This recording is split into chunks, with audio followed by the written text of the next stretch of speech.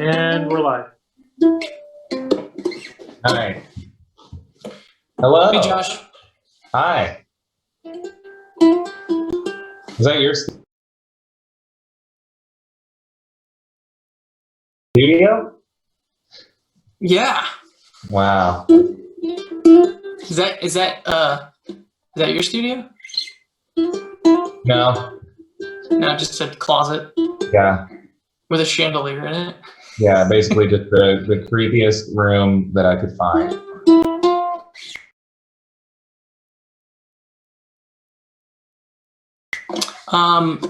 Well, I guess we're live and we've got some, Mark is on here with us, kind of feeding us some questions that he's seeing come across the web. And we're gonna answer some of your guys' questions that you sent our way. First, Josh, before we get into it, how you doing? How you holding up these days? Man, I'm good. I feel like it's, weird time to say that I'm good. But I think I feel really good. We, our live stream's coming up soon, and I'm excited to I'm excited to play music with you again. Yeah. So Josh and I have been rehearsing for a while now, and it's about an hour, a little bit over an hour maybe, and every second of it is accounted for, and we're really excited to show you guys. We think that it's the best live stream that's ever been created, but we'll see. I was thinking, I hope I don't trip. You don't think about that's the stuff that, like, hey, what's it like playing music in front of people? Sometimes I hope I just don't trip. That's like the main thing. And really the one of the things that makes you trip is thinking, don't trip. Yeah. So I'll be wearing a pair of boots that I've not really worn yet. And I hope that those boots don't make me trip. The other thing is, most of the time, our first show back after a while is, in a room where there's a certain amount of people, but, a decent distance away. And so, that can help to kind of cover up mistakes or, potential trip, maybe not a fall. But now there's a bunch of people on the other end of the computer with a closer view because of the cameras are closer. So not a lot of hiding. So yeah. But I'm excited for it. Let's do some questions here. You want to just kind of bounce back and forth? Yeah. We'll just Mark's kind of texting them over to us as he finds them. What was the most important thing that helped you create music? Oh, geez. I'm sure there's a lot of reasons why I started working on music. I know that Josh, everyone's reasons are different. I think that for me right away, chords were just, I don't know, I loved them. I loved hearing what makes a song and trying to dissect it and trying to understand it. I loved that you could still write a song even if you weren't a professional at that instrument. And so, I don't know, I think that's, I guess that's what invited me right away. So, there you go. Yeah. Move on. That's great. You're up, Josh. What comforts you when you start to feel anxious? Wow. Well, I would say... Isn't it me playing the uke for you? Yeah, that's my biggest source of comfort, I think, is Tyler playing. Don't be anxious, Josh. You'll be fine. Don't be anxious, Josh. 'Cause you're mine, my little boy. Little boy. My little drummer on the other end of the video chat. I don't know. Yeah, are you better? Do you feel better now? I was anxious going into it, and I think everybody needs a version of that in their life. Man, yeah, I would say this past year and a half, probably for everybody, has been, a relatively anxious time. On a serious note, I think my whole life since I was a kid, music actually has been a huge thing that helps me when I feel anxious. Putting on something to really kind of I like to think about music. To Tyler's point, there's chords, there's different beats and melodies, and you can let it sit in the background, or you can let it sit in the foreground and really enjoy it.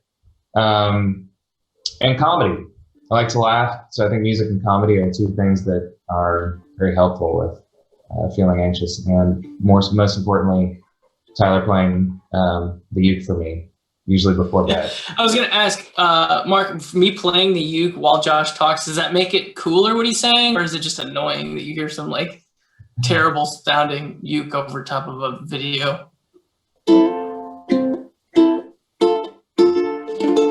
All right. This one says, Tyler, are you teaching Josh to play the piano? How is he?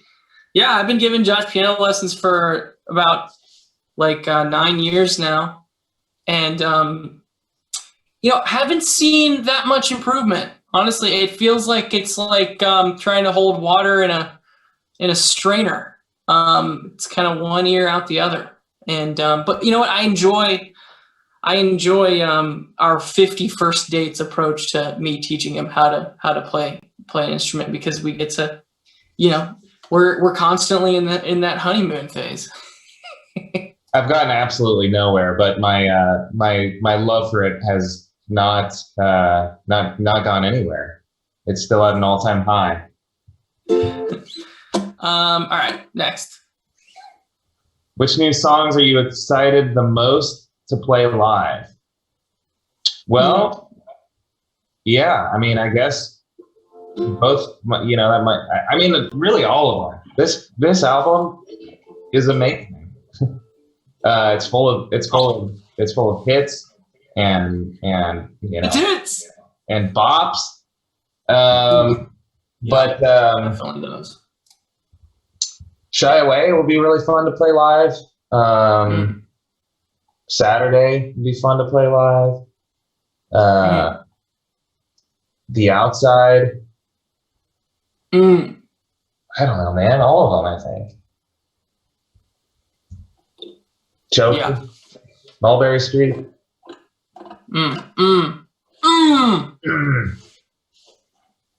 All right. What do you think? Here's another question for us. What do you think the first live show is going to be like for you when concerts finally come back?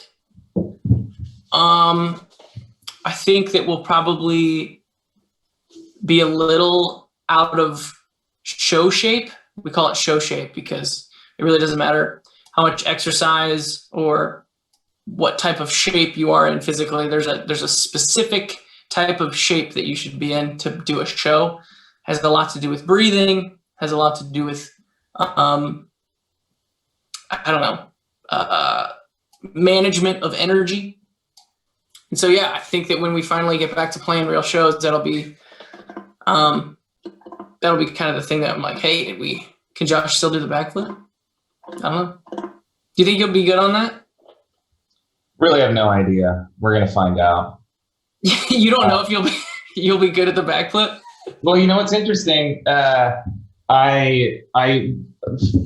just kind of finding myself bored over the past year. Tried to do a standing backflip, which I've landed a few times, but obviously that's a different technique than doing a backflip off of the piano. So I've more recently done a standing backflip than a backflip off of the piano, which requires more of a tuck, more of a kind of quick turnaround. And so I'm gonna have to go back to the piano and do it once or twice before our next performance. Yeah, you're gonna do it for the live stream, right? Yeah, I'm gonna do it. The rehearsal space we're in right now is the ceiling is a little short compared to where we're going to be playing for the live stream. And so he can't really practice the backflip right now. So when you see him do it on the live stream, that's the first time he's backflipped in over a year. So that'll be exciting. You know, I was wondering, do you think that if I were to learn how to do a backflip off the piano, if we were to both do one at the same time, is that like, would people be like, oh, that's cute? Or would they be like, cute? Well, that's, you know what I mean? Like, I feel like it could go either way. Now we're starting a Q&A on the other end where we put out our questions. This is actually something we should do at some point, is ask people questions what we think. I think it would be sick. What would it be? Would it be cute though, you think? I think people would probably be like, cute. Cute. Like with a snap, like cute. Oh, that's cute. Man, that's cute. So, I mean, you never know what's next with us. I might be playing piano for the whole next tour, and he might be doing backflip for the whole next tour. You never know. All right, cool. I forget who took the last one. Did I take the last one? I guess we sort of both did. Yeah. What's the take that one. That one. Oh, yeah. Okay. To you. Josh, who runs faster, you or Jim? And that is a good question because I like to consider myself pretty fast. And Jim, just to clarify, Jim is Josh's golden retriever dog. Yeah, he's my golden retriever dog. Is Tyler? I don't know why I said it like that. When we were shooting for the music video for Choker, and Josh's dog was in it. For some reason, I referenced Jim as the golden retriever dog, as if there's a different version of a golden retriever that's not a dog. I don't know why I said that, but anyway, who is faster, you or your dog? Well, man, that guy's pretty fast. He's very fast, actually, and I think Tyler and I both, I think, kind of. It sounds a little weird, but I think neither of us really had dogs growing up. And so, the idea of, Jim's my first dog. And so it was kind of, he kind of like broke me into the world of, having a dog. And so I guess if you're not really familiar with dogs, it can be kind of a scary thing. Really they're an animal with very strong jaws, sharp teeth, and they're very fat. Very strong. Very strong. So now when obviously if you're a dog owner, you know dogs and you have dogs, more often than not, they're not going to hurt you. There are times where they can. But yeah, so I've run with Jim, and he's constantly faster than me. It's actually terrifying when I start running and he is running after me, because he's always trying to jump up at me, and he's just way faster. So it's really no competition. But it's motivation for me to try and get quicker. So one day maybe I'll be able to beat Jim in a race. Let's see. I'll take another question. How do you find inspiration to write music? Ooh.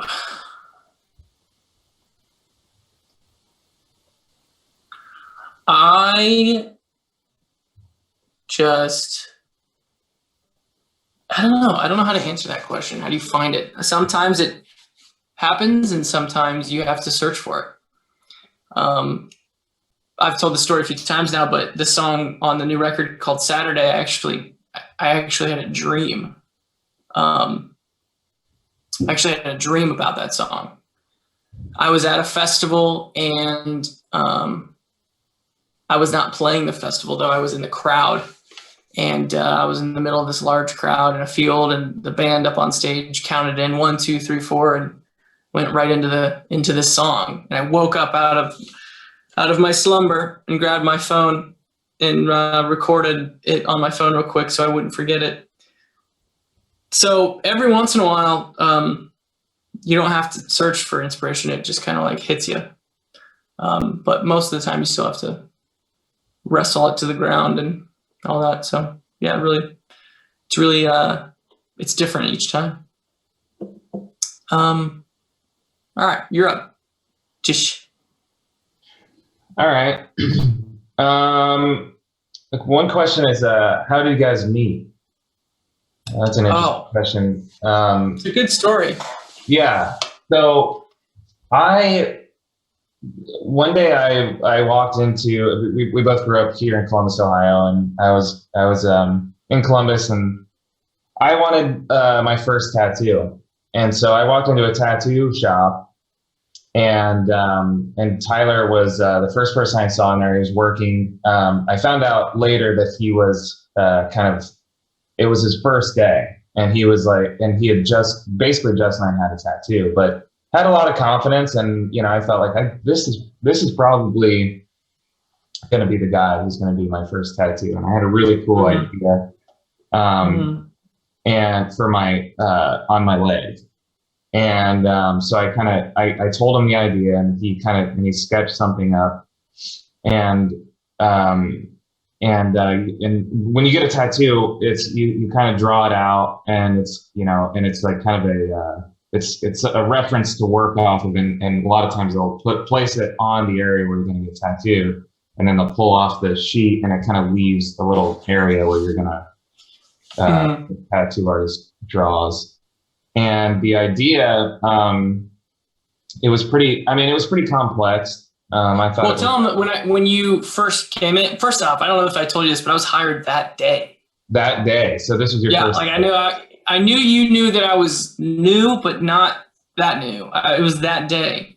And when you showed me that tattoo that you wanted me to draw, I knew that we kind of sketched it out on that paper, and then scanned it, and then we put it on your skin and kind of like moistened it so that it would stick on there. And then I was like, there you go, man. And you were like, wait, aren't you supposed to like use a needle and stuff? And I'd forgotten that that's what I thought. You just needed to put the paper on there, and that was a tattoo.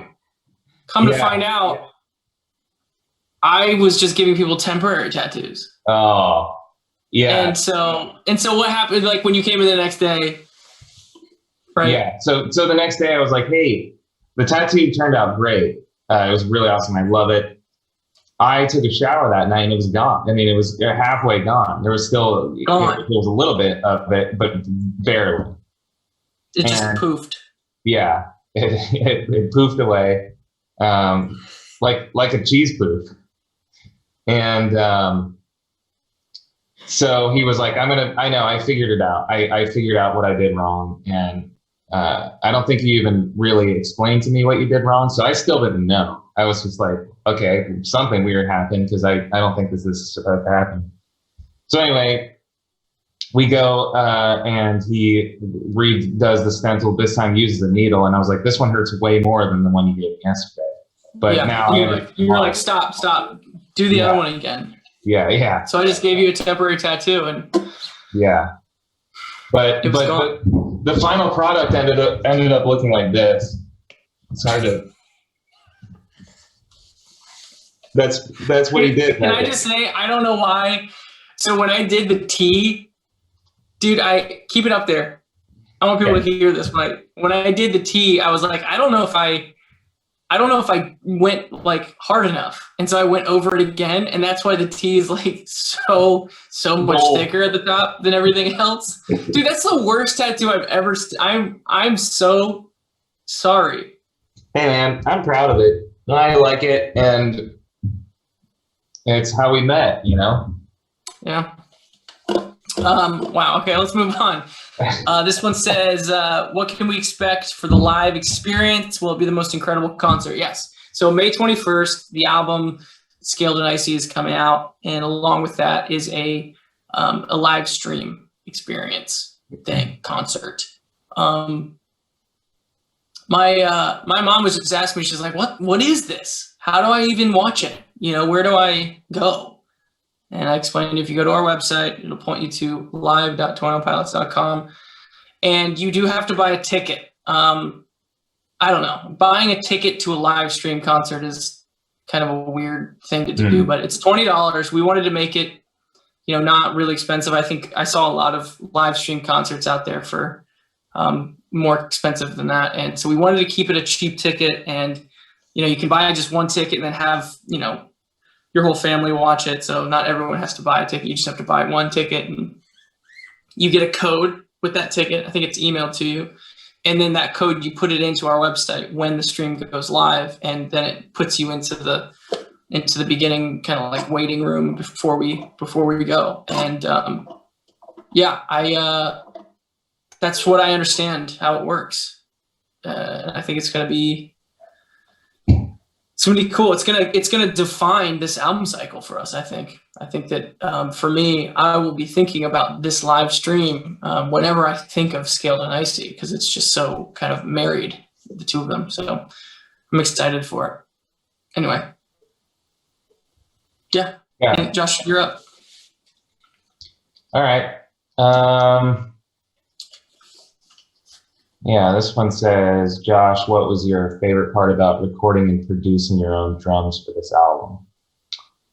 Well, yeah, so I think just because of the state of the world, traveling was difficult, and just kind of gathering with multiple people is difficult. And so Tyler and I had a conversation pretty early on, and we kind of we were going through options. What we could do, and I think we kind of just landed on trying to, capture drums for this record at my house. And so, I find that process really fun, and I think that there were a few things that I liked about doing that way. And I guess I've said it a couple times, but one of them is I think sometimes we'll go into a studio and I'll just kind of sit and record the song a handful of times. Sometimes it's a lot of times, and then I just never really even know. Sometimes I get confused about how the producer or engineer kind of keeps track of all the different takes, and they kind of just choose which ones are the best. And then that's kind of what ends up happening. I think with this one, we were really able to kind of hone it in and keep track of the parts, and kind of play through each one individually and chat about them and figure out which, what kind of made the most sense. And I think we both, Tyler and I would have, we'd have Zoom sessions and do some like real time kind of recording, and some of them I would record on my own, and we'd go through some options, and it was just cool. I think we were able to get a little bit more in depth with it in a way. And I also think that I was just able to work on these songs in sort of my own timing, and some of them were at the beach. I'm sorry. Did you mean to do that?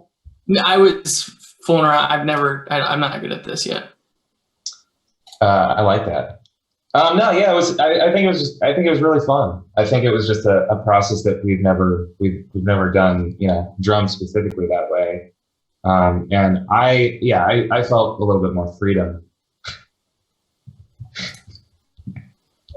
I love that. I don't know why that's just me. You're not a guy at all. It's like going to utilize those options in this program. And so the fact that you're just like going through and playing with those is making me feel pretty happy. You're welcome. Let's see. Let me read one. If you could tell your younger self one thing, what would it be? That's dangerous. Holy crap. Can you imagine if you were a little you and all of a sudden like a hairier version of you showed up and was like, hey kid, come here. I feel like if I told myself, nice. I feel like if I told myself anything, it would maybe like change my whole life. Yeah. I understand the question.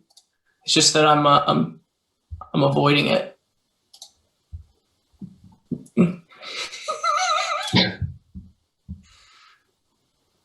What is this? I agree with what you say. I don't know if I would want to go back and alter the past, because then that's altering the future, you know? I like where things are at right now for me and for us. And I just don't feel like I would. That's amazing.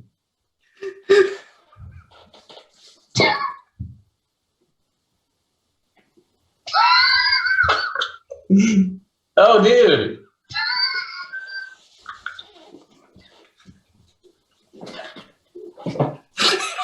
Stop. Stop.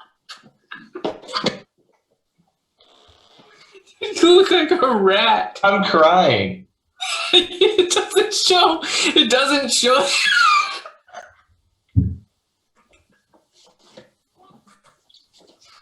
I'm crying. So I'm crying.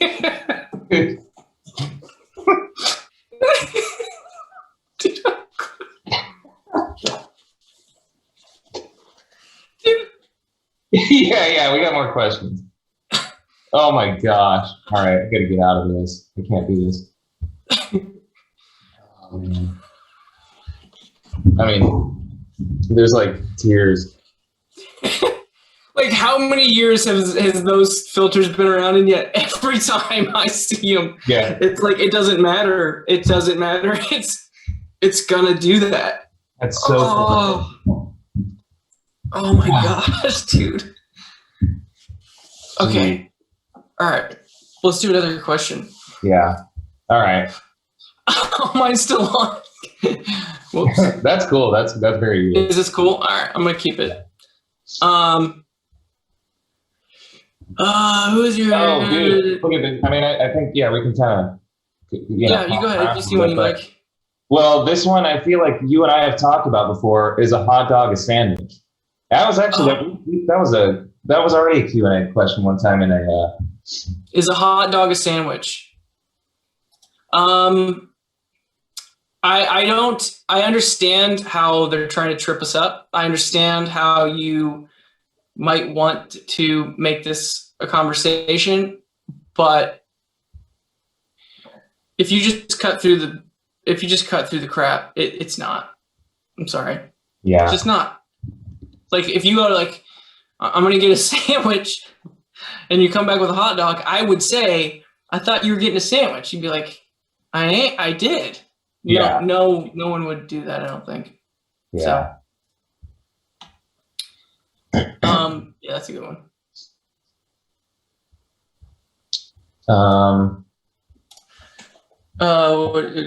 Favorite cereal? I think we've gotten this before. Yes. Probably Waffle Crisp, huh? Oh, yeah. How cool is that? The ratio is completely off. I like the other filters you've been running better, I think. Yeah. Yeah, Waffle Crisp. That's another thing that we bonded over pretty early.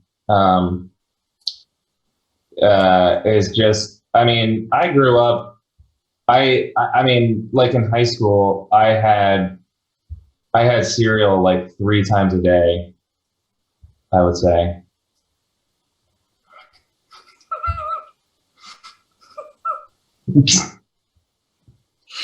Turn to the side. But put your face in it. There it is. That's good. There's the Josh I love.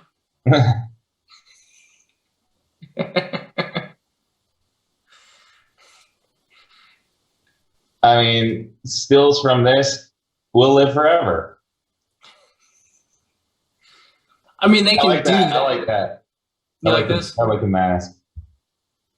Yeah. All right. Was the Joker music video filmed at Will Smith's toy store? You can't blink like that, dude. It's gonna make me laugh. Don't blink. All right. Um, um, actually, a lot of people, I don't know, do we want to tell the truth here or what? Yeah. Go ahead.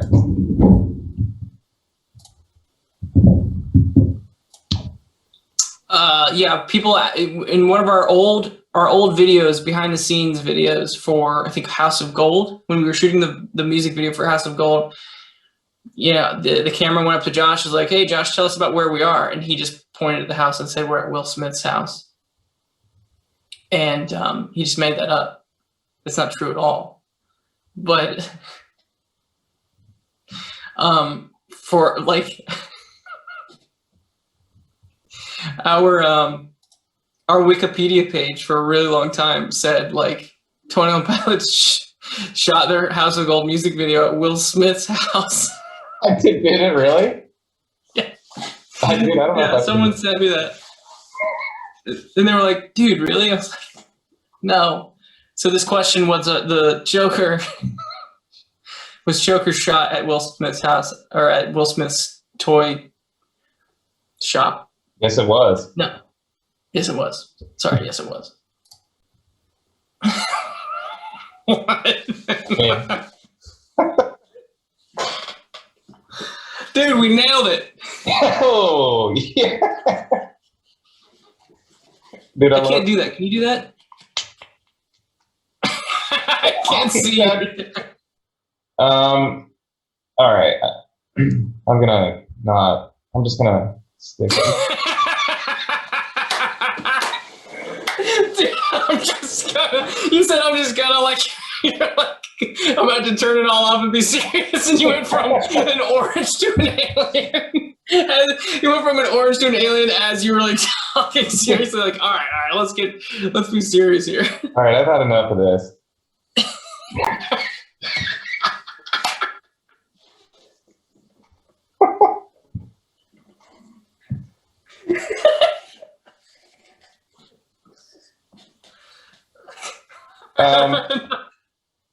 This is why Tyler has his own studio and gets stuff done by himself, because I ruin everything. We have more questions. Kermit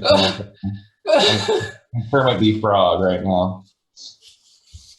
Oh man, that is so right. good.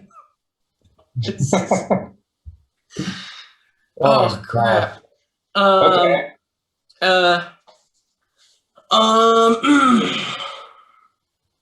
What, Josh? Are you getting any more tattoos? Yeah, I'm going to. I think that I've kind of enjoyed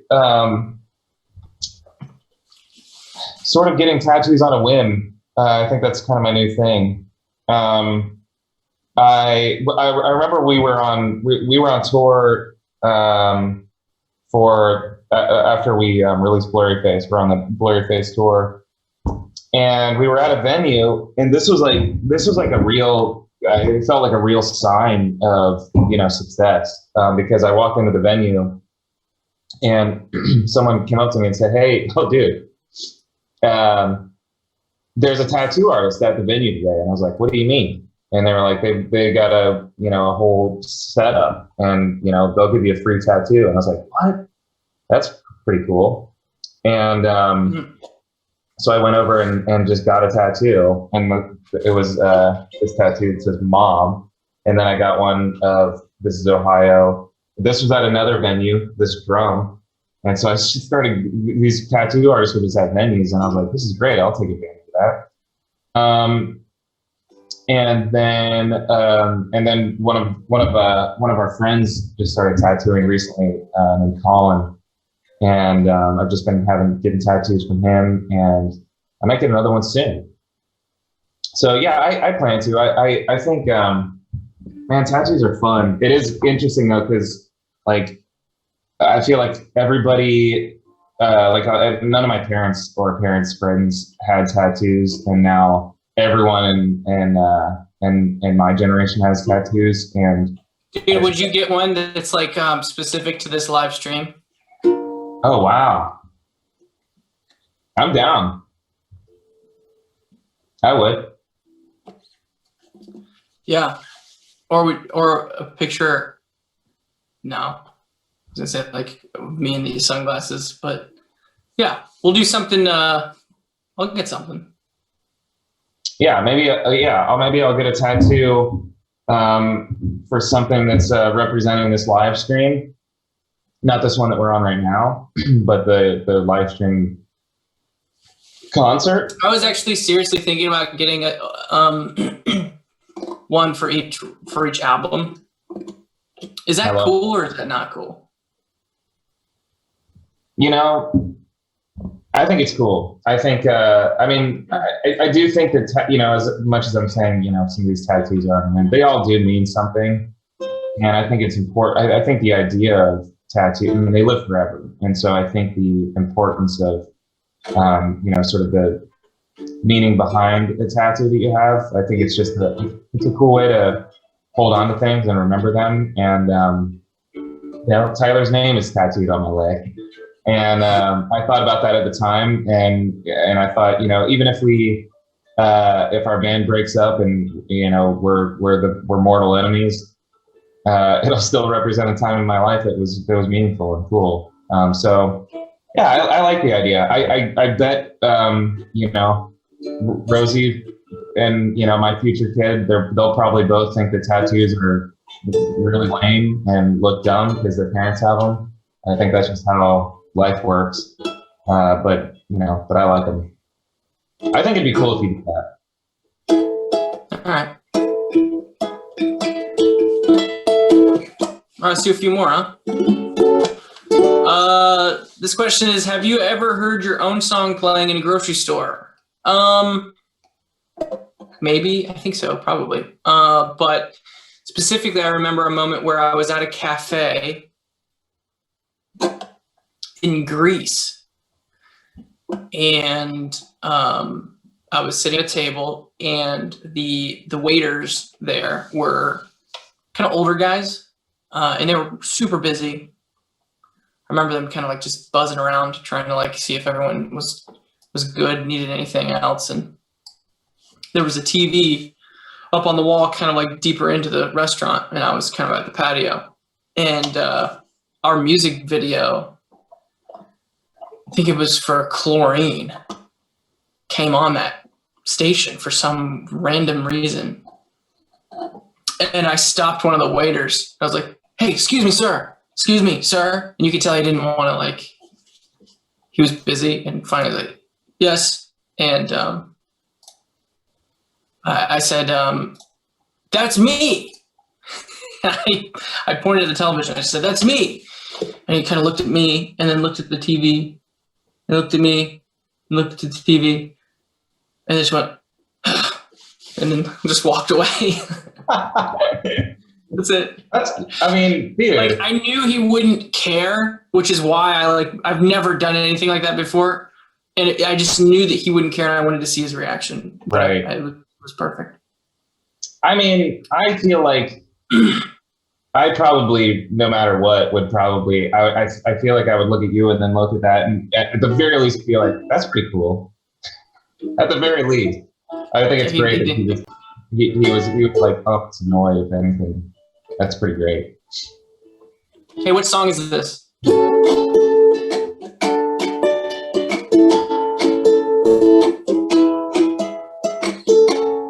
Off the new record. Formidable.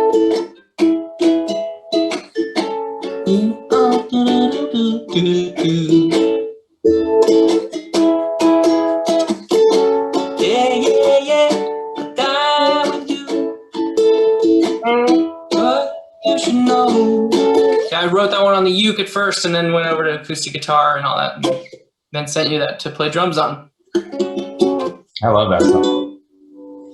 Yeah, I can't wait for the record to come out. Yeah. I'm excited for it. May 21st, everyone.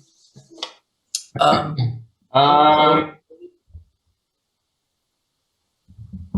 right, one more question.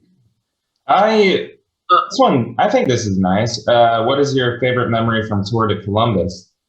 Tour de Columbus was, for anyone who doesn't know, the very last shows of our that kind of wrapped up our album cycle for Blurry Face. We did a thing called Tour de Columbus, which is our hometown, where we played, I think it was 5 different venues, starting Basement, Newport, Outpost, Shot. Oh, it was 5, but it was was it the 2 different arenas?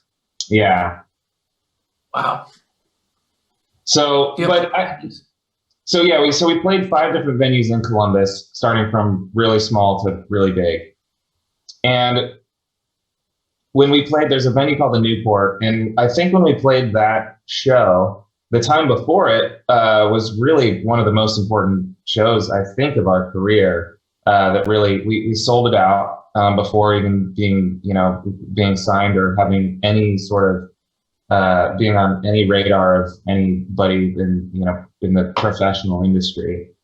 And we had no idea that show was going to sell out either until that day.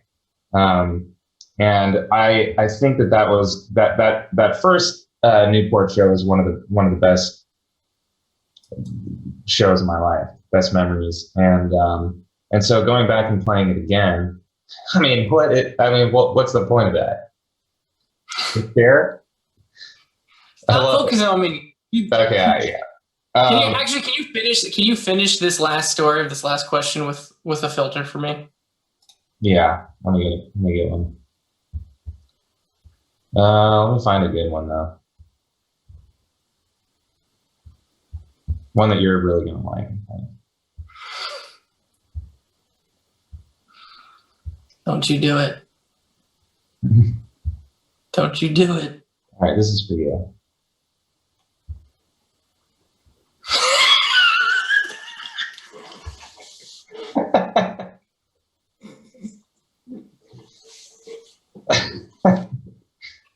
Why is it wiggling?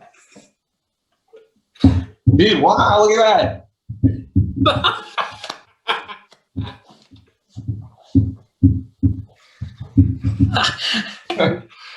Anyway, guys, thanks so much for coming to our live Q&A.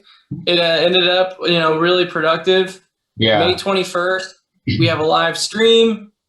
You have to buy a ticket. It's $20. Whatever. Pack as many people in. Don't pack many people. That's obviously not safe. But you can buy one ticket for a household or whatever.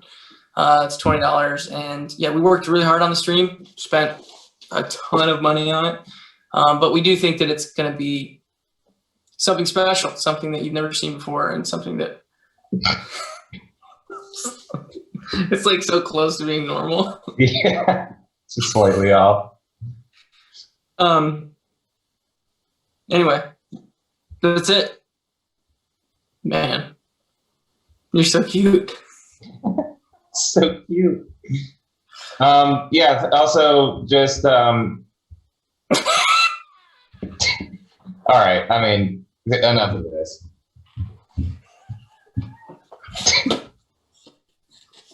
Thank you guys so much for your support. Wrap it up. Oh man. We love you. Oh my god. Yeah. We miss you guys. We're excited for this event, and excited to see you guys, and stay safe, and we'll see you soon. You are formidable to me. Peace.